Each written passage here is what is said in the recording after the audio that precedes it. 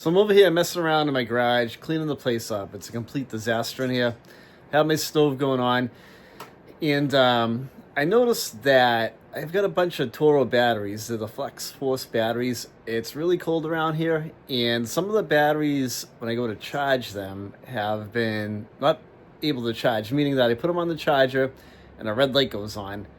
So what I did was, it says in the owner's manual that they should be stored, I believe they should be stored in 41 degrees plus Fahrenheit. So it's been about 20 degrees around here, 19 degrees, 10 degrees, you name it. It's been freezing. My garage isn't heated all the time, only when I'm working in here. So what I did is, with the garage warming up, I decided to try like 4 or 5 batteries that weren't able to charge, and now they're fine. So this light right here was staying a solid red, and now that the batteries are warmed up, I plugged them back in, and they're all starting to charge.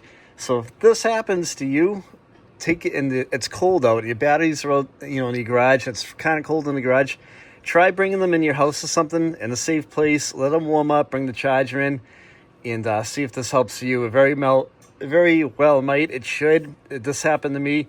It helped me out, and these are brand new batteries. So like, geez, they shouldn't be bad already, and they're not. They just gotta be in a warmer environment. So just wanted to do a quick hit and run with this video to help you guys out, and yeah, just bring your batteries in a warmer place, I guess. They're a little temperamental sometimes, but it is cold up here. We're up here in New Hampshire, and it's freezing. I'll be snow blowing tomorrow. Thanks for watching, guys.